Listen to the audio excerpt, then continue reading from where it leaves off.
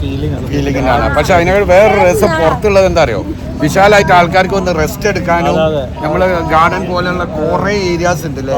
Total 2 ലക്ഷം ആൾക്കാർക്ക് ഒരേ സമയത്ത് നിസ്കരിക്കാൻ പറ്റുന്ന അവസ്ഥയാണ് വളരെ ദുർലഭം പള്ളികളിലെ ഒരു പ്രധാനപ്പെട്ട പള്ളിയാണ് നമ്മൾ. ലോകത്തിലെ ഏറ്റവും കൂടുതൽ മുസ്ലിങ്ങളുള്ള രാജ്യമാണ് ഇന്തോനേഷ്യ. ഇവിടെ നമ്മൾ ഫലസ്തീൻ സേവിൻ്റെ കാര്യങ്ങൾ കാണുന്നുണ്ട്.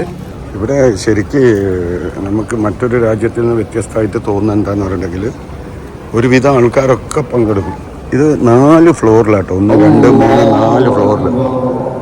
ഒരു രാജ്യത്തിൻ്റെ പാർലമെൻറ്റ് കാണുന്നത് പോലെയാണ് നമ്മൾ ഈ മസ്ജിദുൽ ഇസ്തിക്ലാലിൻ്റെ പള്ളീൻ്റെ ബിൽഡിംഗ് കാണുന്നത് കേട്ടോ. സ്വാതന്ത്ര്യത്തിൻ്റെ ഭാഗമായിട്ട് നിർമ്മിച്ചതാണ്. ഏഷ്യയിലെ ഇപ്പോൾ പറയപ്പെടുന്നതിൽ ഏറ്റവും വലിയ ഒരു പള്ളി കൂടിയാണ്. മതസൗഹാർദ്ദത്തിൻ്റെ ഭാഗമായിട്ട് ഒരു കത്രീഡൽ ഇതിൻ്റെ മുന്നിലുണ്ട്.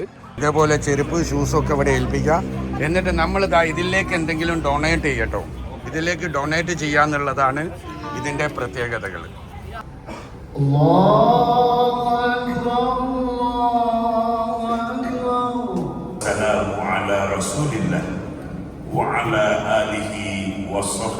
അസ്സലാമലൈക്കും. അസ്സലാമലൈക്കും. അസ്സലാമലൈക്കും. അസ്സലാമലൈക്കും. ഈ പള്ളി ശരിക്കും ഇന്തോനേഷ്യൻ്റെ സ്വാതന്ത്ര്യത്തിൻ്റെ ചരിത്രമായിട്ട് നിലനിർത്തുന്ന ഒരു സ്തൂപം കൂടിയാണ്. അതായത് സ്തൂപം നമ്മൾ നിർത്താറുണ്ടല്ലോ, അതേപോലെ പള്ളിയാണ് ഇവർ ഇവിടെ നിർത്തിയത്. ഹായ്, നമസ്കാരം. എന്താ വിശേഷം? സുഖല്ലേ? ആളെ മനസ്സിലായോ? അപ്പം മാലിക് ഇവിടെ ഉണ്ട്. ഞാൻ ജക്കാർത്തയിലാണ്, ഇന്തോനേഷ്യ ജക്കാർത്തയിലാണ്. നമ്മളെ യാത്രകളിലൂടെ ജക്കാർത്തയിലെത്തിയിരിക്കുകയാണ്. ഈ വെള്ളിയാഴ്ച ജക്കാർത്തയിലാണ് നമ്മൾ പോകാൻ പോകുന്ന പള്ളി. വെള്ളിയാഴ്ചയാണ് പോകാൻ പോകുന്ന പള്ളി മസ്ജിദുൽ ഇസ്തിക്ലാൽ. മസ്ജിദ് ഇസ്തിക്ലാൽ ഞങ്ങൾക്ക് അടിച്ചു നോക്കിയാൽ തിരിയും. അവിടേക്കാണ് വെള്ളിയാഴ്ച പ്രത്യേകമായിട്ട് പോകുക കേട്ടോ. നമുക്ക് ഷൂട്ട് ചെയ്യാനും അവിടുത്തെ കാര്യങ്ങളൊക്കെ ഒന്ന് കാണാനും അവിടുത്തെ ആൾക്കാരെ നിസ്കാരം കാര്യങ്ങൾ നമുക്ക് പങ്കെടുക്കാൻ അൽഹംദുലില്ലാ അതിനൊക്കെ വേണ്ടിയിട്ടാണ്. അങ്ങനെ നമ്മൾ വണ്ടിക്ക് കാത്തിക്കുകയാണ്. നേരെ മസ്ജിദുൽ ഇസ്തിക്ലാൽ അവിടേക്കാണ് ജക്കാർത്ത. അപ്പോൾ എല്ലാവരും കൂടെ ഉണ്ടാവുക. ഈ വെള്ളിയാഴ്ച നമസ്കാരം മസ്ജിദുൽ ഇസ്തിക്ലാൽ നമ്മളോടൊപ്പം നിങ്ങളും കൂടി പങ്കെടുക്കുക, കാഴ്ചകൾ കാണുക. ഇതിനെപ്പറ്റി അറിയേണ്ട ആൾക്കാർ, അതല്ലാത്ത മറ്റ് മതസ്ഥർക്ക് ഇതിനെപ്പറ്റി അറിയേണ്ട ആൾക്കാർക്ക് ഇതറിയണം. ഭയങ്കര ചരിത്രപരമായ ഒരു മസ്ജിദും കൂടിയാണ്. അതിൻ്റെ ചുറ്റുപാട്, അതിൻ്റെ കഥകളെല്ലാം ഉണ്ട് കേട്ടോ.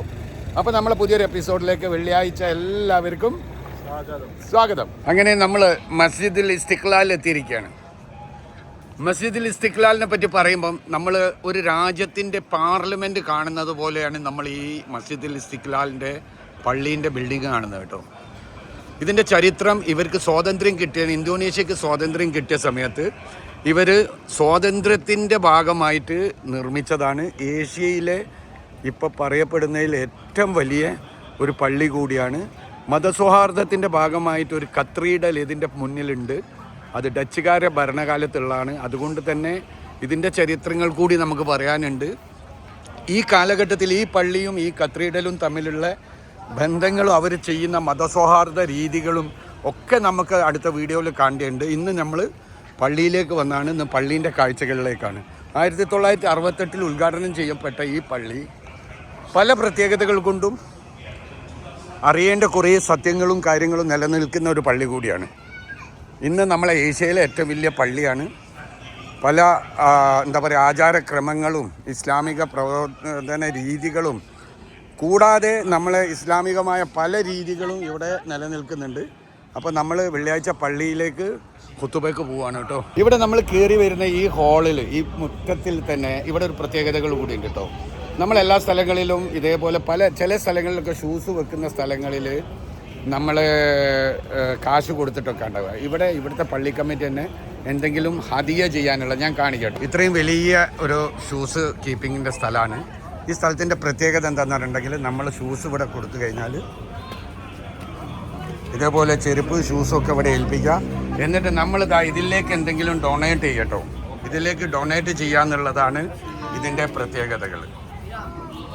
അപ്പോൾ നമ്മളിവിടെ ഷൂസ് ഏൽപ്പിക്കുന്നു. എന്നിട്ട് പിന്നെ തിരിച്ചു വന്ന് ഇത് എടുക്കുന്ന സമയത്ത് നമുക്ക് ഇതിൻ്റെ അകത്തേക്ക് എന്തെങ്കിലും ഡൊണേറ്റ് ചെയ്യാനും കൂടി പറ്റുന്ന രീതിയിലാണ് ഇവർ സിസ്റ്റം ചെയ്തത്. പള്ളി ഇത് അവിടെ കേട്ടോ, നമ്മൾ പള്ളിയിലേക്ക് പോവുക. ഇത് ജക്കാർത്ത സിറ്റിയുടെ മെയിൻ സ്ഥലങ്ങളിലാട്ടോ. കണ്ടില്ല നിങ്ങൾ, വലിയ ബിൽഡിങ്ങുകൾ. ഇതിനോട് ചേർന്നിട്ട് പുറത്ത് ഡച്ചുകാരാണ് ഇവിടെ ഭരിച്ചിരുന്നത്. അവരെ കാലത്ത് ഉണ്ടായിരുന്ന ഒരു കത്തീഡ്രൽ ഇവിടുത്തെ വലിയൊരു ചരിത്രമാണ് കേട്ടോ. ഈ കത്തീഡ്രലും ഈ മസ്ജിദും തമ്മിലുള്ള സൗഹാർദ്ദ ഒരുപാട് ആഘോഷങ്ങൾ നടത്തുന്ന രീതികളും കാര്യങ്ങളൊക്കെ നമുക്ക് അടുത്ത എപ്പിസോഡിൽ പറയണം. കണ്ടില്ലേ? അങ്ങനെ നമ്മൾ നേരെ പള്ളിയിലേക്ക് പോവാട്ടോ.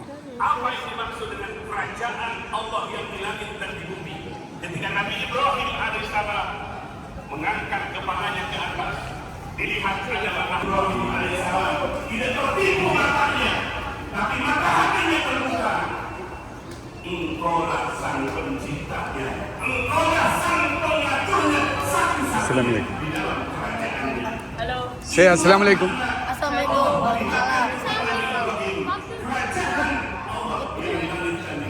Assalamualaikum.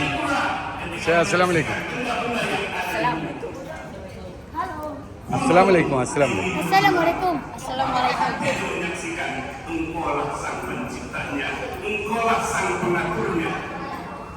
അതിൻ്റെ നമ്മൾ ഫസ്റ്റിലേക്ക് കയറി വന്നാൽ കാണുന്ന കാഴ്ചകളാണ് ഇത്. സത്യത്തിൽ ഒരു ലോകമാണ്. കഷ്ടപ്പെട്ടവർക്കും ഒരുപാട് ആവശ്യങ്ങളുള്ളവർക്കും ഒക്കെ ഇവർ ഒരുക്കി വെക്കുന്ന ഒരുപാട് കാര്യങ്ങളാട്ടോ.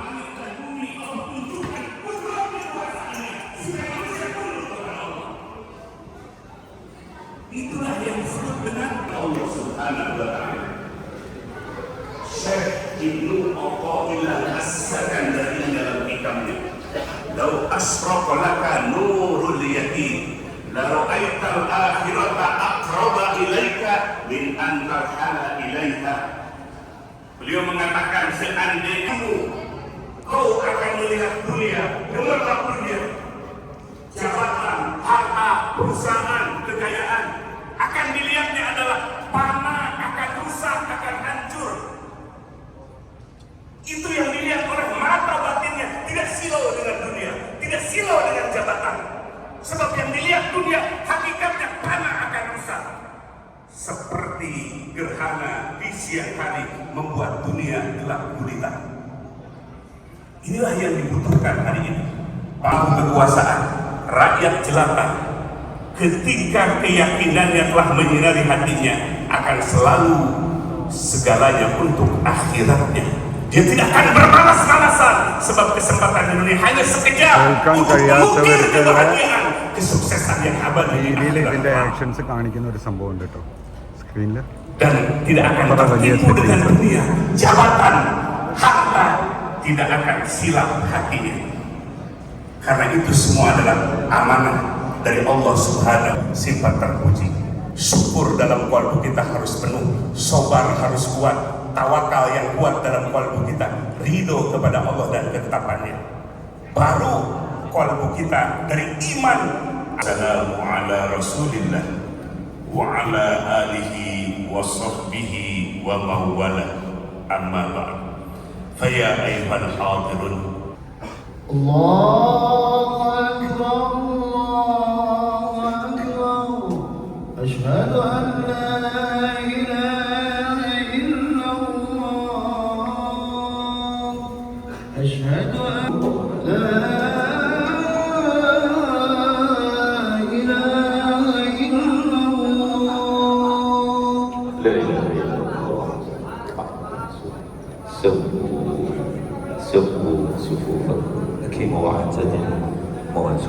rapatkan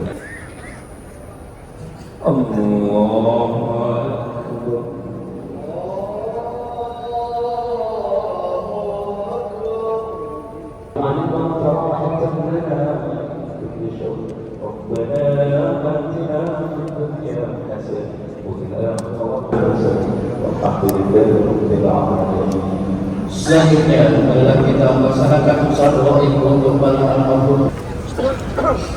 കുറേ മിലിറ്ററിയിലെ ആൾക്കാർ, പോലീസുകാർ ഒക്കെ പങ്കെടുക്കാൻ കേട്ടോ. ഇവിടെ ശരിക്ക് നമുക്ക് മറ്റൊരു രാജ്യത്തിൽ നിന്ന് വ്യത്യസ്തമായിട്ട് തോന്നുന്നത് എന്താണെന്ന് പറഞ്ഞിട്ടുണ്ടെങ്കിൽ ഒരുവിധം ആൾക്കാരൊക്കെ പങ്കെടുക്കും. ഇത് 4 ഫ്ലോറിലാട്ടോ, 1 2 3 4 ഫ്ലോറിൽ 4 ഫ്ലോറിൽ സൈഡുകളൊക്കെ ഉണ്ടല്ലോ. അതുതന്നെ വലിയൊരു പള്ളീൻ്റെ സൗകര്യമാണ്. ടോട്ടൽ 2 ലക്ഷം ആൾക്കാർക്ക് ഒരേ സമയത്ത് നിസ്കരിക്കാൻ പറ്റുന്ന അവസ്ഥയാണ് ഇവരുണ്ടാക്കി വെച്ചിട്ടുള്ളത്. വളരെ ദുർലഭം പള്ളികളിലെ ഒരു പ്രധാനപ്പെട്ട പള്ളിയാണ് നമ്മൾ ഈ കാണുന്നത്.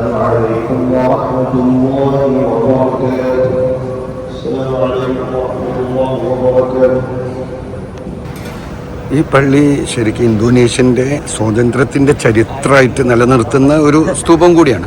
അതായത് സ്തൂപം നമ്മൾ നിർത്താറുണ്ടല്ലോ, അതേപോലെ പള്ളിയാണ് ഇവിടെ നിർത്തിയത്. അതുകൊണ്ട് തന്നെ ഇതിൻ്റെ നടത്തിപ്പ് കാര്യങ്ങളിലെല്ലാം ഗവൺമെൻറ്റിന് പ്രധാന റോളാണ്. കണ്ടില്ല നിങ്ങൾ, ഫാനുകളൊക്കെ സെറ്റ് ചെയ്ത രീതിയുണ്ട്, തൂണ് കാര്യങ്ങളൊക്കെ തന്നെ. ഇതൊക്കെ എന്താ പറയുക, ചരിത്രങ്ങളിൽ അത്ര സ്ട്രോങ് ആയിട്ട് അതിനെ ഉണ്ടാക്കിയതായിട്ട് മനസ്സിലാക്കാൻ കഴിയുന്നു. ഒക്കെ സ്റ്റീലും നല്ല സംഗതികളൊക്കെ. അതായത് ചരിത്രങ്ങളിൽ ഇനി കാലഘട്ടങ്ങളിൽ എത്ര കടന്നു പോയാലും ഈ ഒരു പള്ളി നിലനിൽക്കുന്ന രീതിയിലാണ് ഇതിൻ്റെ വാസ്തുശില്പിയും ഇതിൽ ഉപയോഗിച്ച മെറ്റീരിയൽസും നമുക്ക് മനസ്സിലാവുന്നത് കേട്ടോ. ഇതിൻ്റെ ഓരോ ഫ്ലോറിലും കയറിയാൽ നമുക്ക് ഓരോ കാഴ്ചകളെ രീതിയിൽ കാണാൻ പറ്റും.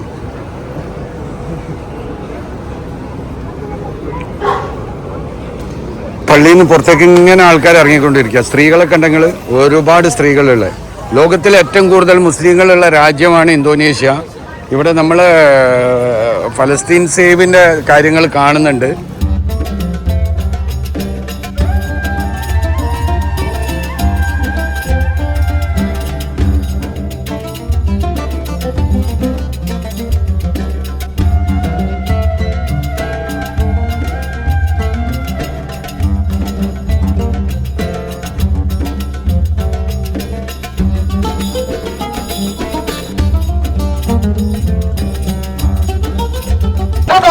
ഇവിടെ എന്തോ ഒരു സംഗതി വിൽക്കാൻ വന്നിട്ടുണ്ട് കേട്ടോ. ഫുഡ് കൊണ്ടുവന്ന് വിൽക്കുന്നതാന്ന് തോന്നുന്നു. Ayo ibu-ibu, bapak-bapak, spesial buat hari Jumat aja nasi, mandi, dan kebuli ayam. Harga 35.000. Ayo buruan. Ayo.